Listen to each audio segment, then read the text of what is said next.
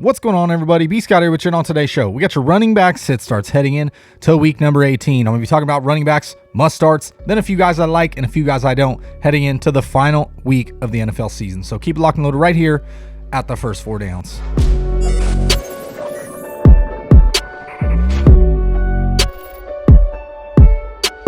What's going on, everybody? Welcome back. As I mentioned in the preview, we're going through the running back sit starts heading into week number 18. Many people don't play week number 18 because there's just too many question marks with who's in and who's out.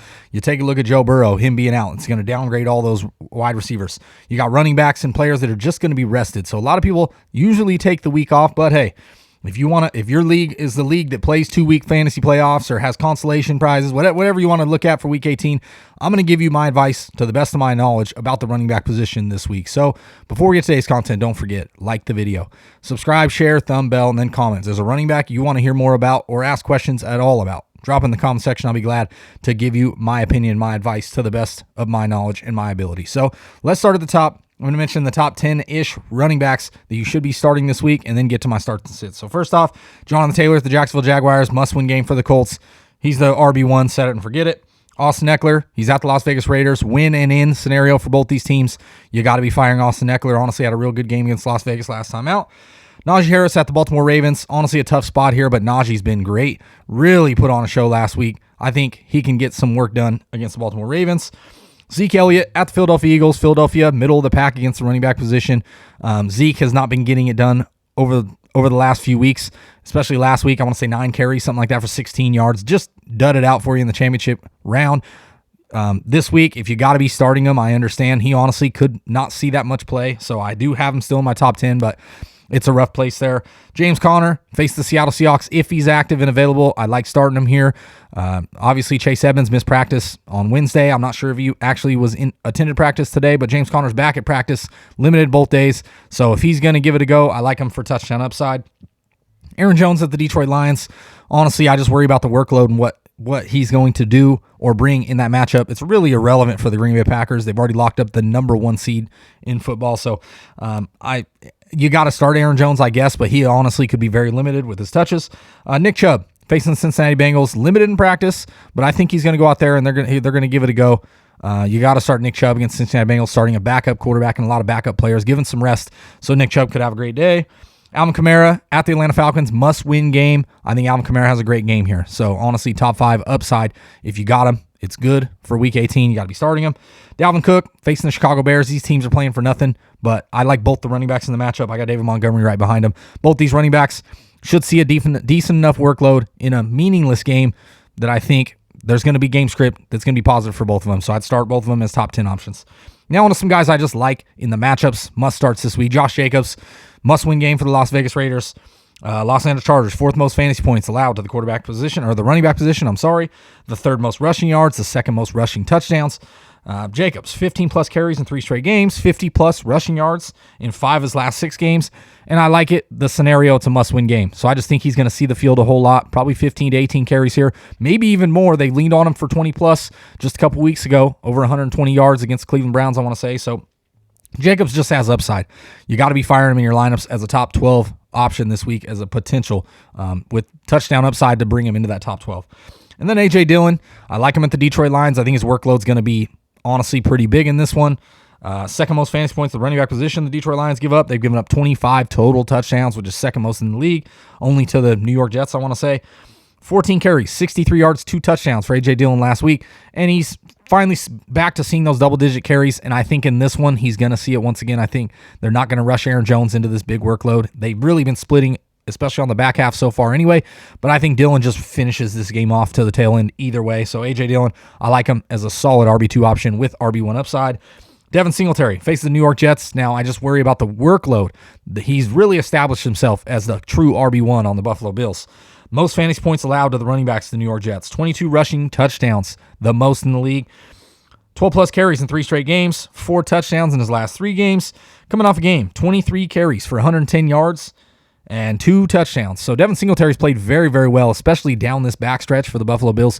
What they really needed was somebody they could rely on to hand the football off and get some yardage. So Devin Singletary, he's a good start for me this week. Now, you got to worry about the workload. That's my only concern with a lot of these guys, is that the Buffalo Bills could just be demolishing the New York Jets by halftime, and Devin Singletary doesn't see the ball after that. So Singletary, I'd still like him as a start here. Rashad Penny, honestly, fantasy football gold. Fresh legs at the end of the season for a Seattle Seahawks team that has failed to run the football all the way up until Penny was healthy.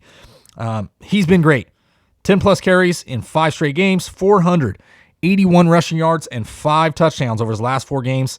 He's at 130-plus rushing yards in 3 of his last 4 games. He's just been on fire. Coming off a game, 25 carries, 170 yards, and 2 touchdowns. Now, yes, not necessarily a great matchup. Arizona defense pretty decent against the running back position, but I just think Rashad Penny's going to see a huge enough workload that there's no way you could sit him. I really worried into the fantasy championships and into the playoffs if he could stay on the field. He was always that big player that could have a big day and the next day get hurt. And you saw it after that first big game. The second game, missed a series or 2, I want to say, but he did end up coming back. And then once again, you've seen it the last couple weeks. He just put it on and poured it on. So Rashad Penny, you got to get him in your starting lineups if you're still playing fantasy football here in week number 18.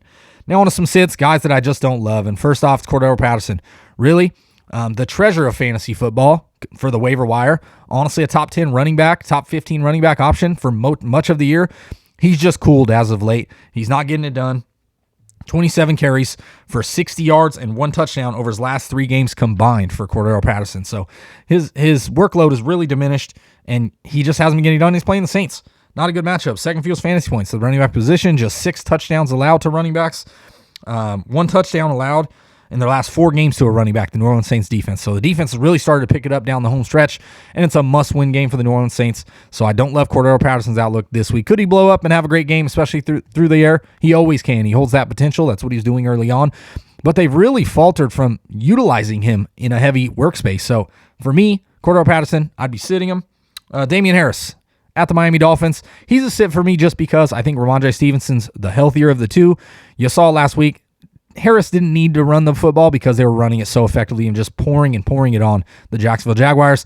This week at the Miami Dolphins, it's not really a must-win game for them, or they're at home, to the Miami Dolphins. No, they're at the Miami Dolphins. Not a great spot here. Miami at home, their defense plays better. 8 fewest fantasy points to the running back position on the season. Now, yes, coming off a game on the road, in which they gave up, 180 rushing yards and 2 touchdowns to running backs. But I just think Damian Harris is really touchdown dependent for this week, considering he is a little banged up. They could use him getting a little more rest. And honestly, Ramondre Stevenson played very well last week, over 100 yards and 2 rushing touchdowns. So for me, if Damian Harris is active, I just don't think his workload is going to be there. Maybe they utilize him in the red zone, and you hope he finds the end zone there. But he's going to be a little touchdown dependent for me, especially this week. So he's a potential sit option.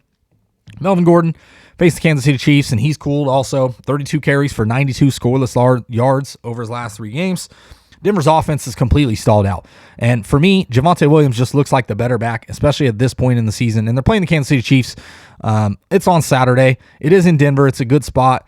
But the Kansas City Chiefs defense has really picked it up as of late. So I don't love the matchup here with Melvin Gordon. The Denver Broncos offense is falling apart altogether. They just can't score any points with Drew Lock under center. I don't know what's going on there. Whether it be play calling or scheming, I'm not sure. But I'll tell you right now, I don't love Melvin Gordon's outlook this week. Javonte Williams, he's on the fence for me. He's still a flex type option if you're rolling him out there. But Melvin Gordon, I'd be sitting. And then Sony Michel is just a beware. Beware with him. He's got the San Francisco 49ers. Not necessarily a bad matchup. I just worry. Cam Akers, they're saying, is flying around out there. He looks healthy and good to go. How much workload is he going to take away from Sony Michel? That's my only concern. Is it going to split 50-50? Is Cam Akers going to come out and just be so explosive that he can't get off the field? And Michel's looked great down the stretch. So I'm not sitting here saying to sit Sony Michel because he's been great. But I could see a scenario in which Cam Akers and Sony Michel split series, and we'll have to see what the production is. Sony Michel, based on the huge workload, he's been getting it done. But I don't know if you cut his workload in half, how much success he'll have for fantasy. So that's it. That's my running back sit starts heading into week number 18. If you're still playing fantasy football, hopefully you bring home the championship this week. That's what it's all about, is this week. The bragging rights, the bag, whatever you want to call it. That is why we play fantasy football, for that championship. So if you have any questions about any running backs, ones that I mentioned or ones that I didn't, drop in the comment section, and I'll be glad to give you my advice. And while you're there, don't forget to like the video. Subscribe, share, thumb bell for all your fantasy information. All off season, we'll be doing regular NFL playoff picks, Super Bowl picks, all that good stuff. We'll have all the off season information. We'll be covering a lot of each individual team, going over every single player heading in to the 2022 NFL season. So for the first 4 downs, it's been B. Scott, and I'm out.